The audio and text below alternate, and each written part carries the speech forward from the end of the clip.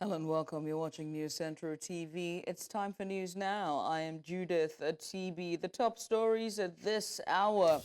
Protest rocks Rivers PDP secretariat over voter register. Protesters storm Ghanaian capital Accra to demand halt to illegal mining. Rescuers recover 20 bodies after boat capsized in DR Congo.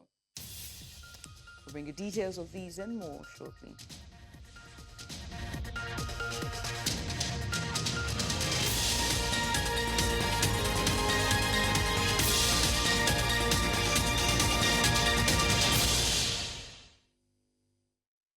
And we'll begin with news that protests erupted at the People's Democratic Party secretariat in Port Harcourt, Rivers State on Thursday as tensions rise ahead of the local government election scheduled for October 5th, 2024. The protesters, who arrived in large numbers at the party secretariat, forced security operatives to step in to control the crowd. The unrest follows growing concerns over the delay in the release of the 2023 voters register by the Independent National Electoral Commission to the Rivers State Independent Electoral Commission. Justice Peter Lifu of the Federal High Court in Abuja had, in a ruling delivered on September 30th, 2024, barred INEC from releasing the voters register to Rivers State's Independent Electoral Commission due to legal challenges. Now, despite the court ruling, Governor Siminalayi Fubara maintained that the election would go on as planned. Meanwhile, the Rivers State Independent Electoral Commission has refuted claims by the chairman of the Independent National Electoral Commission, INEC, in Rivers State, denying the release of the voter registration manifest to the state commission. According to the Rivers State Independent Electoral Commission, they received the document from INEC as far back as November 2023. This was disclosed by the Commissioner for Public Affairs and Civic Education, Rivers State Independent Electoral Commission, Tobin Tamuno Toye, while addressing the issues surrounding the court ruling against the release of the voter registration details. Tamuno Toye also referenced the court judgment instructing the Rivers State Independent Electoral Commission to use the 2023 voter registration data. He affirmed that nothing is hindering the elections as the commission is strictly adhering to the law. We don't have a copy of the judgment as far as the 6th Commission is concerned. We do not have that judgment, copy of that judgment with us. The copy of order of the court that we have is the one that the Commission received on the 6th of September 2024 to the effect that we are, by that order, mandated to conduct the local government poll. The Independent Electoral Commission also mandated to release the voter register for us and the likes. Let me place it on record before the hearing of the entire world that as we speak, we are already in possession of the 2023 updated voters register for the conduct of the October 5th local government poll in Rivers State. Let's also tell you that Rivers State Governor Siminalayi Fubara has concluded an engagement with PDP stakeholders at the government house, where he regretted the non-participation of the party in the Saturday's local government election. He said the election has to be held on Saturday to comply with the 3 months of grace given by the federal government to begin the implementation of the Supreme Court judgment on local government autonomy. And also in the meantime, the Inter-Party Advisory Council, an association of registered political parties in the country, has thrown its weight behind the October 5th deadline for local government election in Rivers State. The IPAC chairman in Rivers State, Solme Osaro, at a media briefing in Port Harcourt, said the decision followed careful observation that there is no legitimate court order restraining the State Independent Electoral Commission from conducting the poll. He said the order from a federal high court in Abuja cannot stand on the grounds that it came after a court of coordinate jurisdiction in Port Harcourt ordered the elections to be held and that the voters' register, which it restrained INEC from releasing, had already been obtained by the State Electoral Commission before the order. The October 5th election, sanctioned by the Rivers State Independent Electoral Commission, remains sacrosanct. We are very much aware that there are conflicting court judgments that have thrown members of the public, members of IPAC, members of our various political parties into some level of discomfort.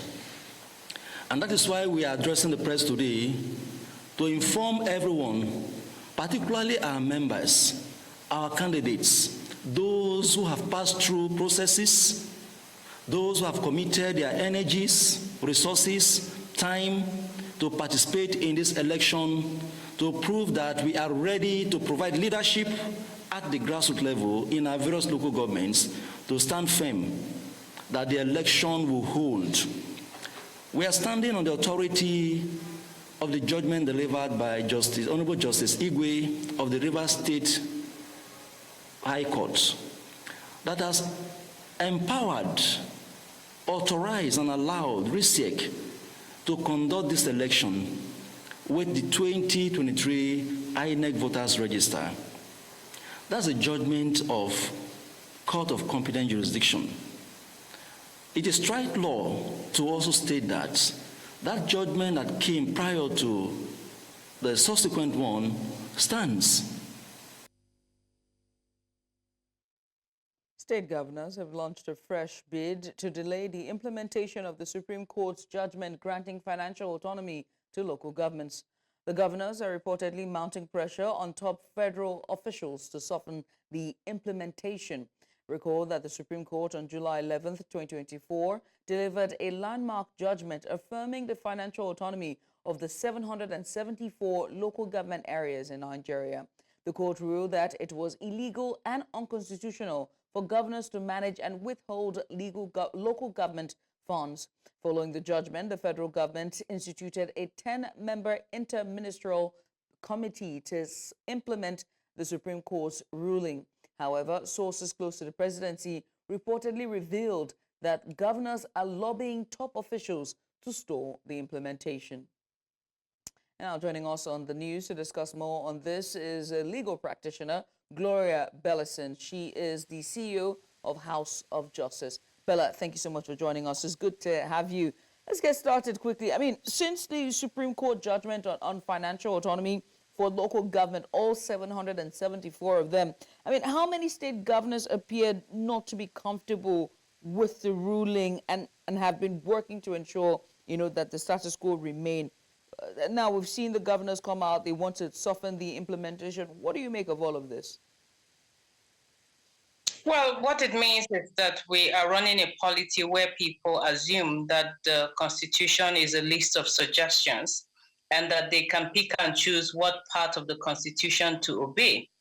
And if we go on this trajectory, it's going to lead to mass chaos. And people who have sworn to uphold the Constitution, particularly state governors, they have the primary mandate of ensuring that the Constitution is obeyed and that they are the chief persons who are leading the obedience of this Constitution. Section 7 of the 1999 Constitution provides for the existence of local governments. And that is a mandatory requirement for our democracy because we have 3 tiers of governance, the federal government, the state, and the local government. And the idea of having the local government stemmed from the 1976 reforms that wanted a situation where people can be close to government, to governance and government structures. And so the 3rd tier was created. And I think that it is for good that we allow that tier to exist so that we can see how government and the people can form a united front and that there can be a symbiosis of both leadership and followership in such a way that it tells on our democracy for good. It's very, I mean, you rightfully put it there, cherry picking when it comes to what suits and not suit them. But while the judiciary has played a major role in this landmark judgment, some high courts have also been used by politicians to make a mess of the same local government independency through injunctions.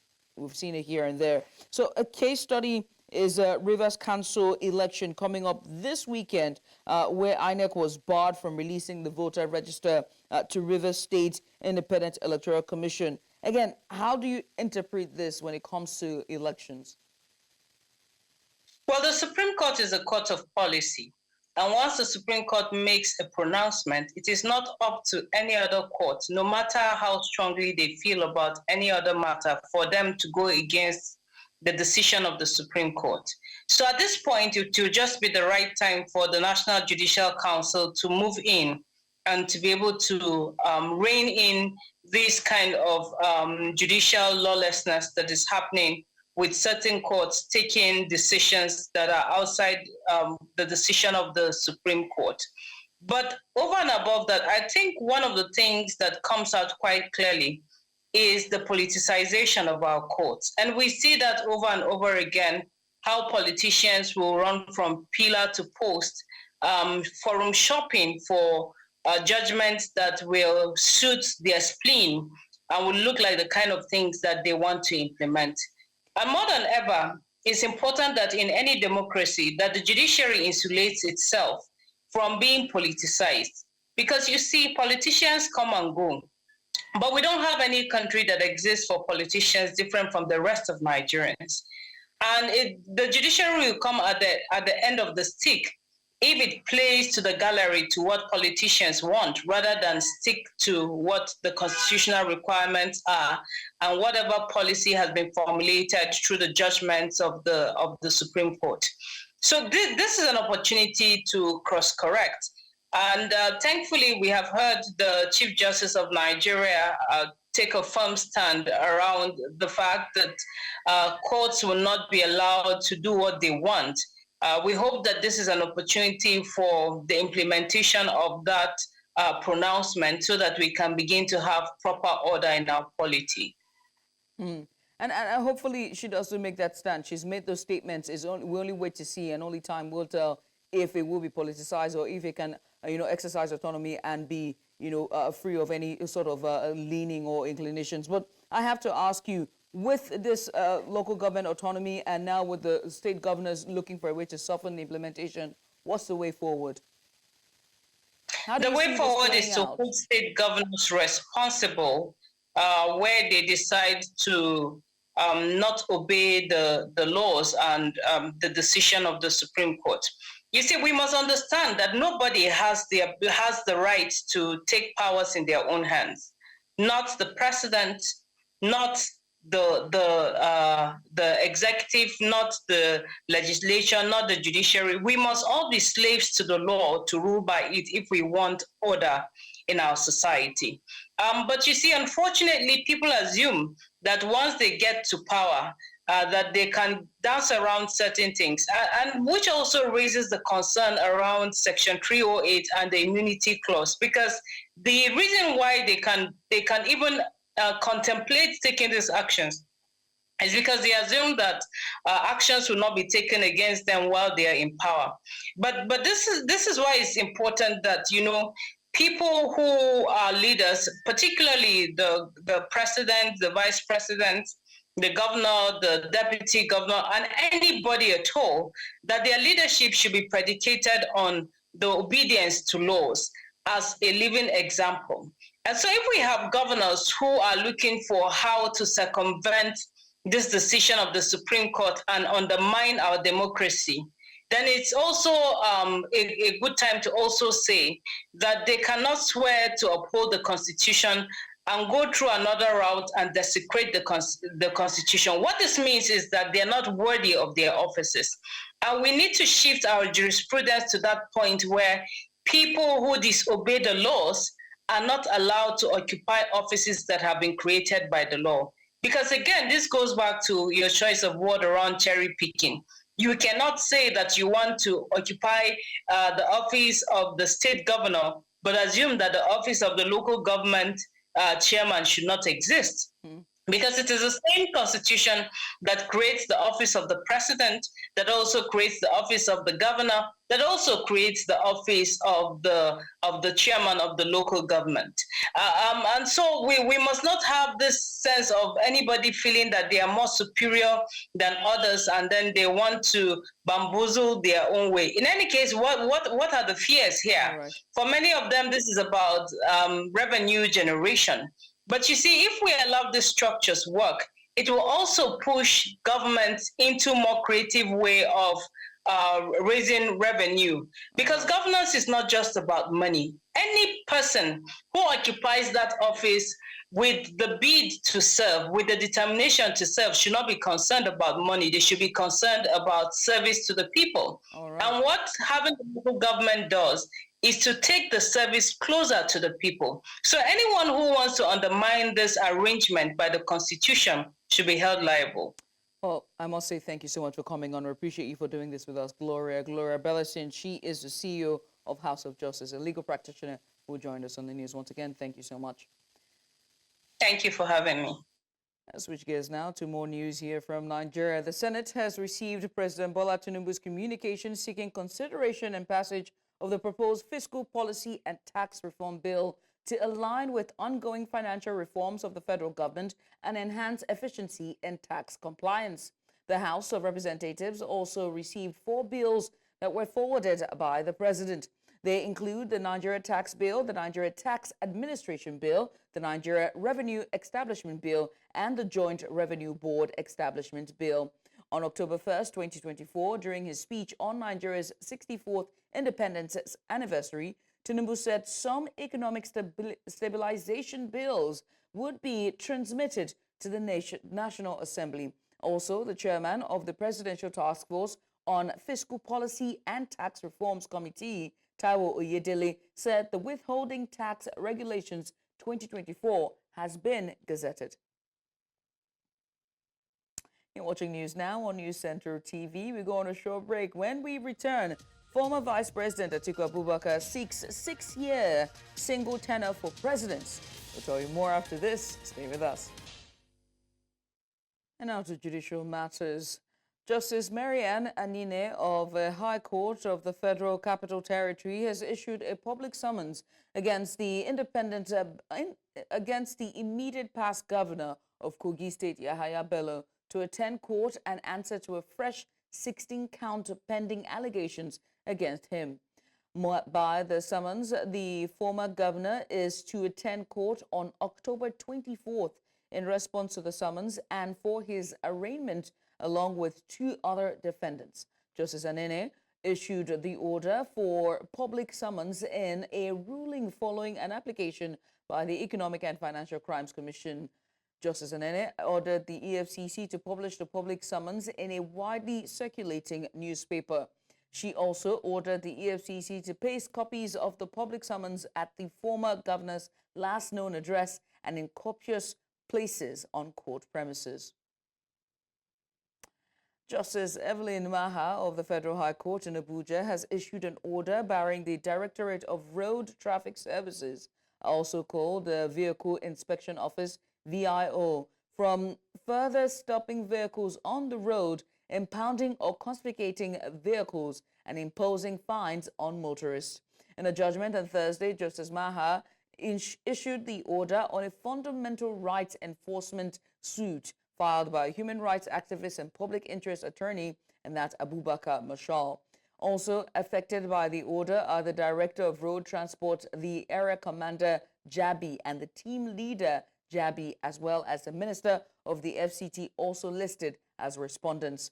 Justice Maha upheld Marshall's argument that no law empowers the respondents to stop, impound, confiscate, seize, or impose fines on motorists. The Independent Corrupt Practices and Other Related Offences Commission, ICPC, has announced that over 13 billion naira in diverted public funds was recovered in September 2024 alone. The chairman of the ICPC, Musa Aliyu, disclosed this during the launch of the Commission's 2024 2028 Strategic Action Plan in Abuja on Wednesday. Aliyu, who emphasized that the anti-corruption agency has been working relentlessly to fulfill its mandate, did not disclose where exactly these funds were recovered from. The ICPC boss also disclosed that the commission is digitalizing its operations, which he said will position it as a leader in leveraging technology to combat corruption.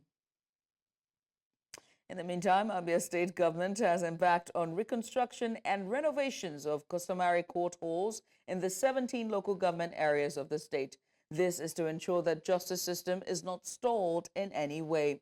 The governor, who laid a fresh foundation for the construction of a new court hall at Isiala Ngwa South Customary Court site, said the project will be constructed simultaneously across the state. Also, the Commissioner for Justice and Attorney General of the state, Ikechukwu Uwana, the Chief Judge of the state, Lillian Abia, and the Chairman of Nigeria Bar Association, Isiala Ngwa South, and that's Eze Nwa-Ugoro, said having functional court halls will improve the justice system and service delivery at various councils. A society that is deeply committed to civilized approaches to dispute resolution, especially now that the cause will not just be feasible in our various communities, but will also be functioning in sincere service to the cause of justice, equity, and fairness to all.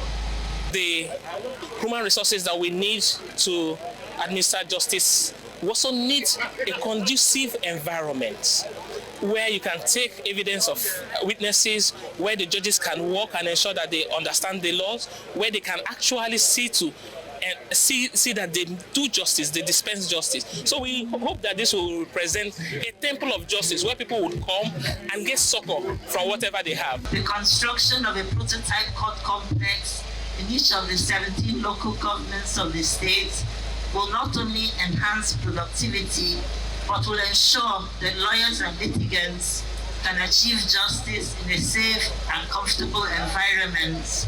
I think we can now stand firm to say that we belong to a committee of people who are known in the legal profession. And now to political matters. Former Vice President Atiku Abubakar has asked the National Assembly to create a single 6-year tenure for anyone who becomes president of Nigeria. Abubakar, a former presidential candidate of the People's Democratic Party, PDP, in 2023, said the presidency should be rotational among the 6 geopolitical zones of the country. In a memorandum to the Senate Ad hoc Committee on the Constitution Reform, or Review, I beg your pardon, Abubakar said he is proposing amendments to Actions 131, 135(2), and 137(1)(b) of the Constitution. The former vice president said his proposed amendments are targeted at addressing the pitfalls in the country's electoral laws. The Lagos State government, through the Lagos Metropolitan Area Transport Authority, LAMATA, conducted a trial ride on the Lagos Rail Mass Transit, LRMT, and that's a red line, on Thursday, October 3rd, 2024. The event, which kicked off from the Ikeja train station, marks a crucial step in the official launch of the metro system aimed at transforming public transformation and as well as public transportation in Lagos. News Center's Chidima Onna tells us more in this report. In a bid to enhance seamless and efficient commuting for Lagosians, President Bola Tinubu commissioned the Red Line Rail in February 2024. Spanning 37 kilometers, the North-South Rail route connects Agbado to Marina, with 14 stations along the way. Currently, there's 1 train in operation, but 6 additional trains are expected in the first quarter of 2025, 3 for the Red Line and 3 for the Blue Line. During the recent test ride, the head of Corporate Communications, Lagos Metropolitan Area Transport Authority, highlighted the station's operational guidelines, emphasizing how these measures will ensure smooth and hassle-free commuting for passengers. The first thing you need to use the system is your carry card. This is a card that is used by all regulated transport services in Lagos State. And so you need to fund your card for your trip to be able to use it. Then when you get to the station, you go through the turnstile. From the turnstile, you come to the platform. At the platform, you are supposed to stand behind the dotted lines, the yellow line. We have a monitoring center where, the movement of the train is monitored, and if there's going to be any obstruction of the train system, there's a way also to communicate with the ground staff and even the driver on the train. Several Lagosians on board shared their experiences, praising the speed and efficiency of the trains. Many highlighted how the rail system has significantly improved their commuting experience by offering a faster and safer alternative to navigating the city's often congested roads. It's more faster, like an hour to where I'm going, wherever I'm going. So if I'm going through the bus, at least 2 or 3 hours, but with the train, an hour is okay. I'll get there very fast. Actually, this is my first time of boarding the train from Oyinbo down to Agbado. Now we are going from Agbado down to Oyinbo. It's okay, smooth, no itches at all. I'm using it. It's very smooth. The road is very smooth, and there's it's comfortable. The Lagos State government seems clearly in its commitment to improving the city's transport infrastructure. An introduction of the Red Line is a significant milestone in reducing traffic congestion and promoting efficient public transit across Lagos. In Lagos for News Central, Chidinma Ona.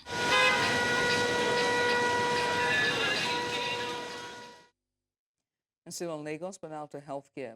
The Lagos Trauma Conference 2024 Thursday played host to experts, policymakers, and healthcare professionals who came together to discuss and shape the future of trauma care in order to advance trauma and emergency healthcare for Lagos State. News Central's Bettina Onweli was at the conference and now reports. The Lagos Trauma Conference focuses on innovations in trauma response in order to bridge the gap in emergency care. The event featured a series of keynote addresses, workshops, and panel discussions aimed at enhancing the skills of healthcare providers in managing trauma effectively. As our city continues to grow and thrive, so do the demands of our healthcare system. Trauma care and emergency healthcare services are central to this, as they are often the first line of defense in saving lives and reducing preventable deaths. The emphasis lies on the importance of community outreach and education in trauma prevention. Local initiatives and partnerships were highlighted as essential components in improving overall trauma care. The challenges of trauma care require innovative solutions, steadfast collaboration, and unwavering dedication. The journey from crisis to care must be swift, efficient, and inclusive, ensuring that every Lagosian receives the urgent care they need in times of emergency. As Lagos State continues to prioritize healthcare, experts are optimistic that the insights gained from this conference will lead to better outcomes for trauma patients in the state. In Lagos, for News Central, I am Bettina Onweli. We continue the news still in West Africa as hundreds of Ghanaians protested on the streets of the capital city, Accra, on Thursday to demand an immediate halt to illegal mining.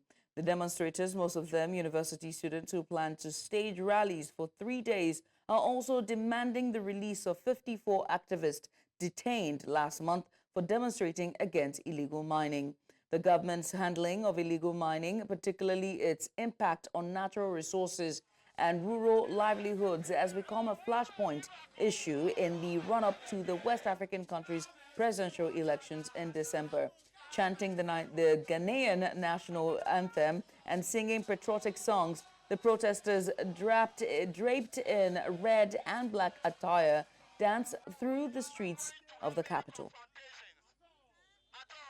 The message is more important than anything else. We'll demonstrate and demonstrate and demonstrate and demonstrate. So our leaders realize that the issues we are talking about are critical issues. We will keep demonstrating. Today will not be the end of it, or we will protest and protest and protest. On the 10th of October, the organized labor is going on strike. So everybody is coming on board. So we have started earlier. Others will join. For being involved in a legal protest and being arrested is not fair, because those who are supposed to be arrested are in the bush. They are doing the galamsey. They are destroying our water bodies. They are causing more damage to the environment. Sorry, but then I'm tempted to use this word. To hell with your policies, to hell with your flagship programs and all. What are they when we do not have basic drinking water? And now to Central Africa. Rescuers have recovered around 20 bodies after a boat carrying passengers and goods capsized on the Lake Kivu in eastern DR Congo on Thursday. According to security and harbor officials, the vessel had departed from Minova in South Kivu province and sunk just 100 meters from its destination at the shore of Goma, the capital of North Kivu. Authorities have yet to confirm the exact number of passengers aboard, but a medical source reported that 2 children rushed to the hospital died before receiving treatment. Many people are choosing to travel by boat across the northern tip of Lake Kivu to reach Goma, seeking to avoid overland routes that are dangerous due to the ongoing clashes between Congolese government forces and the rebel group M23. And on to East Africa, where South Sudan's powerful national intelligence chief, Akul Kor, has been dismissed by President Salva Kiir amid growing uncertainty in the world's largest nation, or rather, world's youngest nation, I beg your pardon. The decision made through a presidential decree last Wednesday reportedly occurred while Kir was on a visit to Dubai. No official reason was provided for his removal. However, Daniel Akach, a senior analyst for the International Crisis Group, speculated that Kir may have opposed President Kiir's recent peace efforts with rebel groups that refused to sign the 2018 agreement ending the brutal civil war from 2013 to 2018. Since gaining independence from Sudan in 2011, South Sudan has struggled with severe flooding, hunger, and ongoing violence. The 2018 peace deal united President Kiir and his rival, Vice President Riek Machar, but progress toward drafting a constitution and holding the country's first ever elections has faced repeated delays.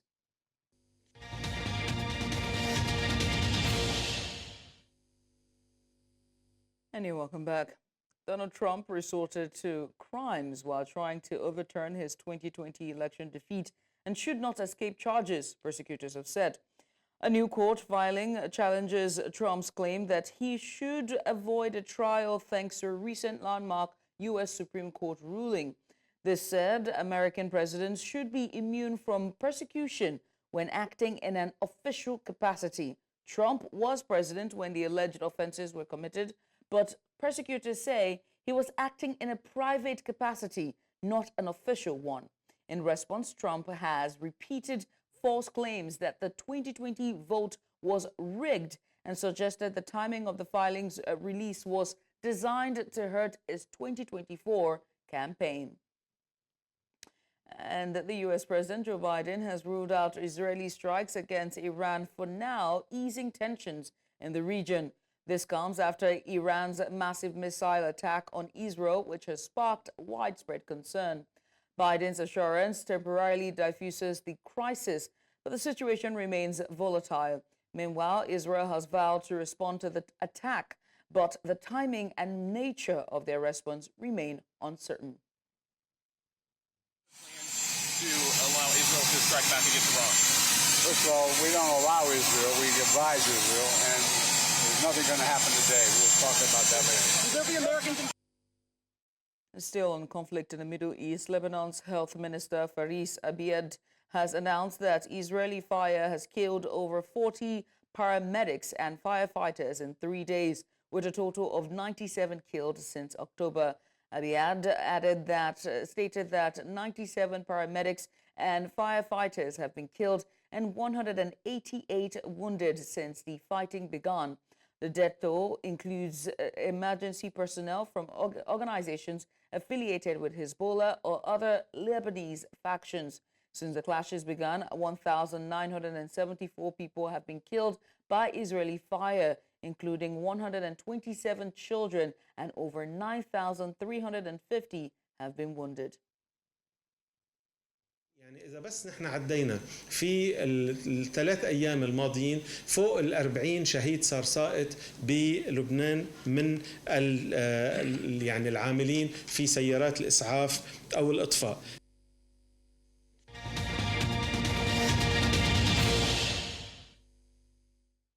A former acting governor of the Central Bank of Nigeria, Fola Shunubi, has said he linked that there were intrigues and politics in the Naira redesign exercise carried out in 2022. Shunubi, then Deputy Governor Operations before his appointment as acting CBN governor, said the former governor of the CBN, Godwin Emefiele, told him and others that there were intrigues and politics in the whole exercise. Shunubi, now retired, who is the prosecution's third witness, made this claim in a reaction to a question from Emefiele's lawyer, Olalekun Ojo, at the resumed hearing in the trial of the ex-governor of the CBN. Emefiele is being persecuted by the Economic and Financial Crimes Commission before the High Court of the Federal Capital Territory, FCT, on 4 counts bordering on disobedience to the direction of law and illegal act causing injury to the public about the Naira redesign exercise. The Nigerian government has officially enacted 2 significant fiscal reforms: the deduction of tax at source, withholding regulations, 2024, and the value-added tax modification order 2024. Now, these reforms are aimed to transform the tax environment by providing relief to businesses and promoting clean energy initiatives. The withholding tax regulations offer reduced rates and exemptions for businesses, particularly SMEs, with an annual turnover below 25 million naira, starting in January of 2025. Meanwhile, the VAT modification order suspends VAT on diesel and extends exemptions to essential sectors like compressed natural gas, CNG, electric vehicles, biogas, and biofuel equipment, highlighting Nigeria's commitment to clean energy in cooking and transportation. Kenneth Erikume, the partner at PwC Nigeria, shares insight on the expected impacts of these changes on everyday Nigerians. Take a look.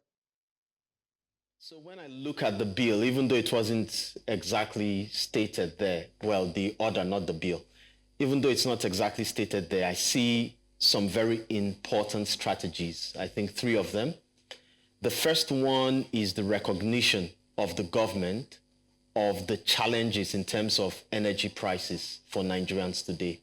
So this is everything in the downstream petroleum space, whether it be, diesel, petrol, and even electricity, trying to deal with that and ensuring that, at least from a fiscal side, the government is granting some reliefs. So recognizing the challenges for Nigerians and also responding to that. I think the other thing, principle, which I also uncovered there, is that Nigeria recognized, gas as a very important transition, element in achieving our net zero targets. So, you can't just switch off from crude or hydrocarbons and transit immediately to renewables. So, and as you can imagine, Nigeria is largely a significant gas reserve nation. So the ability to unlock that will be important. And so the VAT modification order sort of tries to incentivize that value chain, the gas value chain, by incentivizing the importation of equipment related to LPG, compressed natural gas, all of them actually. The buses and all that, and then also recognizing the fact that we also need to achieve our net zero targets. Nigeria passed the Climate Change Act a while back. And one of the important targets is that by 2060, we would achieve net zero target.